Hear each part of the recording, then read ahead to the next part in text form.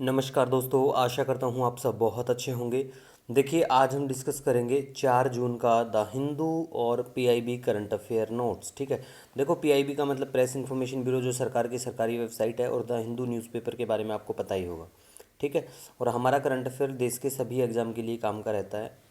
तो देखिए, सबसे पहले हम बात करेंगे इंग्लिश का। जो वीडियो है वो ऑलरेडी अपलोड हो चुका है, चैनल पे जाके देख सकते हैं। ये हिंदी वीडियो सेक्शन है हमारा। ठीक है। फर्स्ट विश्व योगासन खेल चैंपियनशिप ये अहमदाबाद में प्रारंभ होगी। ठीक है।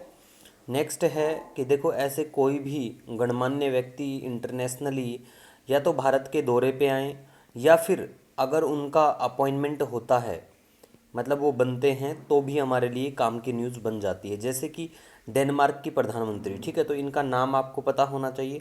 ऐसी वाली जो न्यूज़ होती हैं, वो जो वनडे एग्ज़ाम होते हैं, जैसे एसएससी या बैंकिंग के पेपर, ठीक है, तो उनमें ये डायरेक्ट सवाल पूछ लेते हैं कि रिसेंट क्या, कहाँ पे क्या हुआ। ठीक है। अब यहाँ बात करें हम, तो देखो, भारत और डेनमार्क के बीच हरित रणनीतिक साझेदारी, ग्रीन स्ट्रेटेजिक पार्टनरशिप। ठीक है। दूसरा हम बात करेंगे अब, वेरी वेरी इंपॉर्टेंट आज की न्यूज़ में, वो है कंबोडिया में यूपीआई को मंजूरी मिल गई है। यूपीआई आपको पता है हमारा इंटरफेस है, यूनिफाइड पेमेंट इंटरफेस। और अभी ये बिल्कुल कितने देशों में हो चुका है। कंबोडिया ऐसा करने वाला नौवां देश बन गया है। इससे पहले Singapore, UAE, France, Mauritius, Nepal, Bhutan, Qatar, Sri Lanka हैं। तो ये पूछा जा सकता है, कुछ तरीके हो सकते हैं, जैसे कि टोटल कितने देशों में भारत का यूपीआई अभी के लिए बिल्कुल चल रहा है, तो वो पता होना चाहिए। 9 देश हैं। नौवां देश कौन सा बना है हाल ही में, तो वो कंबोडिया बना है। ठीक है। और यूपीआई 2016 में एनपीसीआई के द्वारा इसे लॉन्च किया गया था, ये भी आपको ध्यान रखना है। ठीक है। वैसे हमारे जो पुराने वीडियो हैं, पुराने जो पीडीएफ हैं हमारे, उनमें हमने कंप्लीट एनपीसीआई के बारे में, यूपीआई के बारे में, इन चीज़ों के बारे में बता रखा है। तो रोज़ रोज़ उन चीज़ों के ऊपर डिस्कशन करने की कोई बात नहीं है। ठीक है। उसके बाद देखो, दूसरा जो है ब्रिक्स भ्रष्टाचार विरोधी कार्य समूह। ठीक है।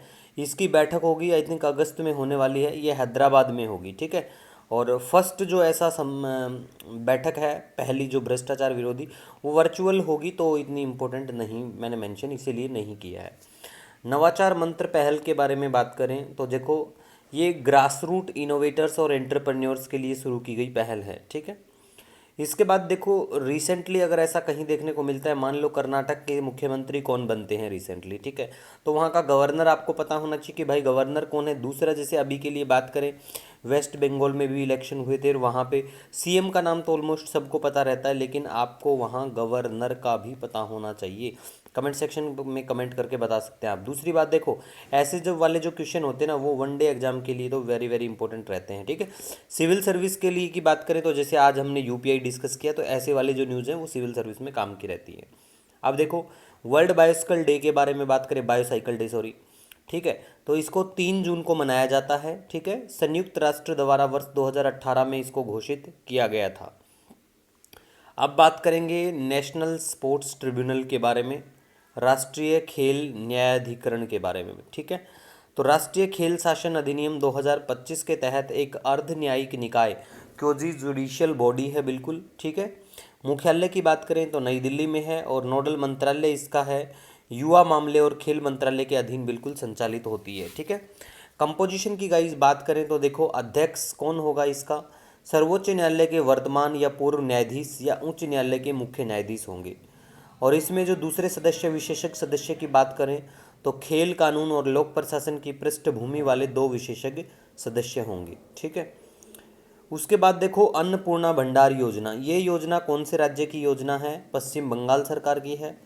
25 से 60 वर्ष की आयु वर्ग की पात्र महिलाओं को 3,000 की वित्तीय सहायता प्रदान की जाएगी। देखो, कई बार एग्जाम में है ना, पूछ लेते हैं ऐसे जो स्टेट स्पेसिफिक। और दूसरी एक चीज़ मैं आपको बोलना चाहूँगा, जिस मतलब जो गवर्नमेंट सेंटर में है, सेंटर में गवर्नमेंट है, अगर सेम गवर्नमेंट किसी दूसरे स्टेट में है, तो दूसरे स्टेट में अगर कोई वो ऐसा काम करते हैं, तो वो आपके लिए एग्जाम में पूछे जाने की पूरी संभावना है। मैं पिछले 14 साल से इन चीज़ों को देख रहा हूँ, तो ऐसा बहुत बार देखने को मिल जाता है, तो याद रखा करो। ठीक है।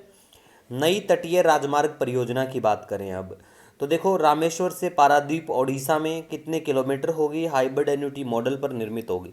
ये वाली न्यूज़ है, not so much important, PIB में थी इसलिए हमने डिस्कस किया है। ठीक है।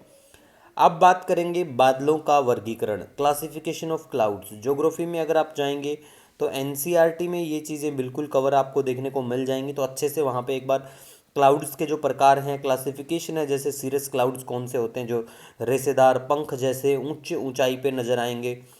कोमुलस की बात करें तो ये कपास के ढेर जैसे फूले हुए नजर आएंगे। दूसरा स्ट्रेटस क्लाउड भी होते हैं जो परतदार बादल।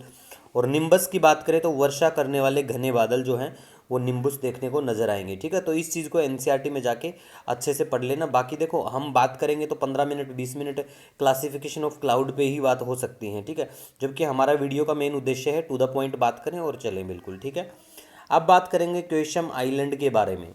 देखो फारस की खाड़ी में हॉर्मूज जल डमरू मध्य जो स्ट्रेट ऑफ हॉर्मूज है वहाँ रणनीतिक रूप से स्थित एक ईरानी द्वीप है ये। ठीक है, तो आप ऐसे करके चीज़ों को याद रखें। और आज का वीडियो लेक्चर हमारा यहीं पे एंड होता है। कोई सजेशन कोई सुझाव रहे आपका तो बिल्कुल आप कमेंट सेक्शन में कमेंट करके बता सकते हैं। Wish you all the best. जय हिंद आप सभी को।